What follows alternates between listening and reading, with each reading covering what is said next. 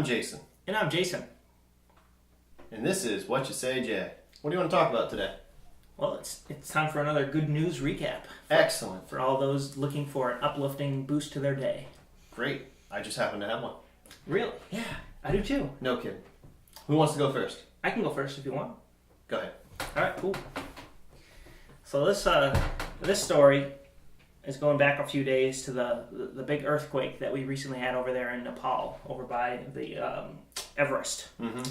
So over in Nepal is kind of similar to a lot of the other different third world countries, to where the architecture and the type of buildings that they have aren't really made to withstand any kind of trauma whatsoever.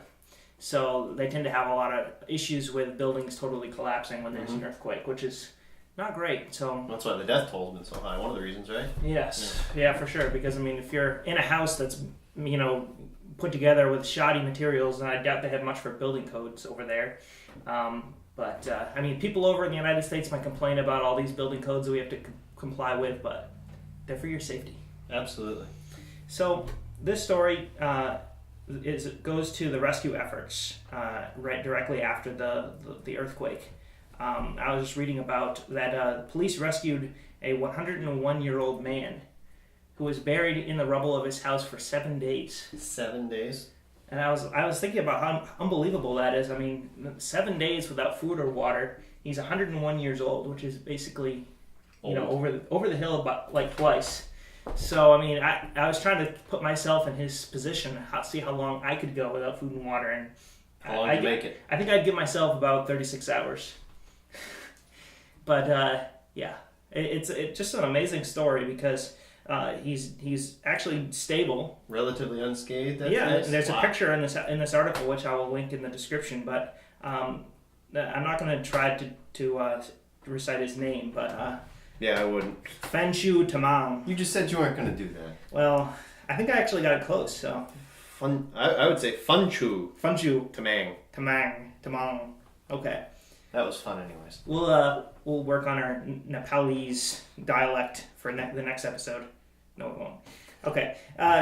So he was rescued. There's a picture of him sitting, basically looking unharmed on a hospital bed. So I mean, he looks pretty good. Yeah, I mean, I wouldn't have thought he was 101 years old. He looks pretty good for 101, whether he's been buried under a building or not. For 7 days. I mean, so I thought it was a pretty incredible story that he lived through that, and I hope he lives at least a few more years. It's he's definitely got an interesting story to tell. Wow. Maybe there's a movie in the works. Who knows? Yeah, that's pretty amazing. I mean, the death toll is that says right there, isn't it? Over 7,000, which is that's right. Absolutely amazing. Injuries, what? Let's say for injuries, 14,000. 14,000. So I saw a video. Huge death toll, huge injury list, but there's always a spark of goodness that can show up and encouragement out of situations like this. There was a video that somebody had put up. They just happened to be filming the base camp at Everest. Really? When the earthquake happened, and then there was the avalanche that happened directly after. You see this giant wall of snow that just washes over everyone. Wow. It was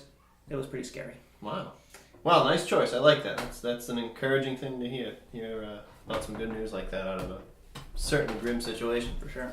All right. Hey, so I've got one. It's a little closer to home, and it's not quite so despairing, but it is pretty, I would say, a pretty neat story. Okay. So we're going to go and talk about a Seattle company. Microsoft? No. So let me go ahead and jump into it here. It's the company is called Gravity Payments. After hearing about the study that claims income to a certain level directly affects one's emotional well-being, the founder of Seattle-based credit card processing company announced Monday, and this is actually a few weeks old, I think the middle of April this hit, but announced Monday that he will be taking a large salary cut so that he can increase the pay for each of his employees to at least $70,000 a year. That's pretty incredible. Isn't that incredible? New York Times reported that Dan Price, the head of Gravity Payment, told his 120-person staff that told them about the plan after talking to friends and some of them about the difficulties of making only $40,000 a year. Price said he will cut his nearly $1 million salary to $70,000 and use about 80% of his business's anticipated profit to increase the salary of about 70 employees. About 30 employees, including the lowest paid clerk, will see their salaries increase to $70,000. For a clerk, that's pretty Isn't amazing. that amazing? Workers reportedly clapped and cheered when he made the announcement at the Seattle office. There's Understandable. a quote from one of the workers here. I'm completely blown away right now, says Haley Vogt. Vogt? V-O-G-T. That's an interesting name. Haley, 24, who has earned $45,000 a year at the company. Everyone is talking about this $15 minimum wage in Seattle, and it's nice to work someplace where someone is actually doing something about it and not just talking about it. That's a pretty neat story. It sets a nice precedent. It does. It gives them the freedom to be able to work a regular, 8-hour-a-day job and not have to, scramble and scrimp. And so, Yeah. I would say, I've lost his name. Dan Price, good for you. Thank you very much. Can we work for you? From here? From home, yes. I mean, We kind of like where we live. we're at least in the same country. That's right. So, anyways, I thought that was a pretty neat story.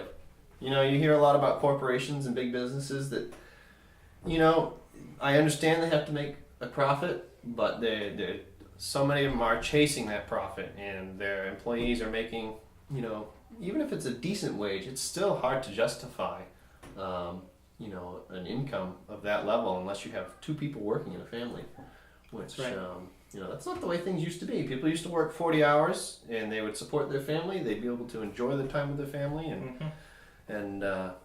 it's great to see somebody is willing to put it out there so that they can put it on the line so that their employees can have a better quality of life.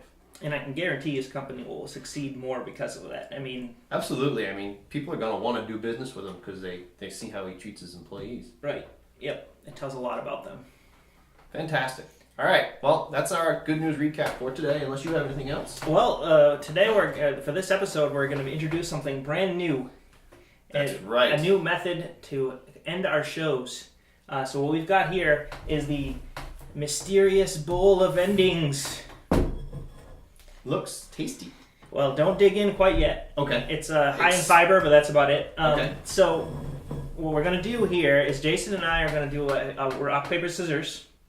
And the loser gets to pull a card out of here and has to immediately launch into a bit of a speech on this, whatever topic that is, and you can go up to a minute. So if it's a few sentences, sure, that's great, but do as good as a job as we can, and hopefully it's entertaining for everyone. So we're gonna introduce this and mess with this for at least a few episodes and see how it goes. Yeah, we've been thinking of a fun way to end our episodes, so I think Jaysen came up with this, and Lori's helped us out get it up and running. I haven't seen any of these topics, and Lori wrote them all. Lori's my wife, and without either of us seeing them. So here we go. 1, 2, 3, shoot! Ah, this might be fun though. It will be fun. All right. For me.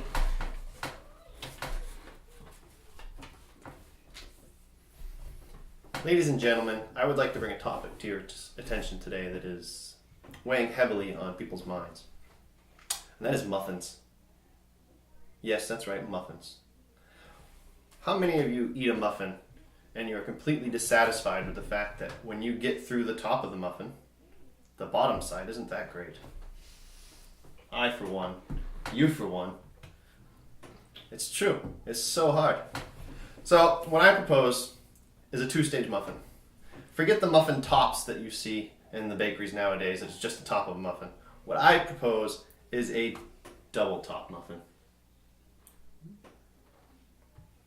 It's going to take care of a lot of issues. The world's going to be a better place.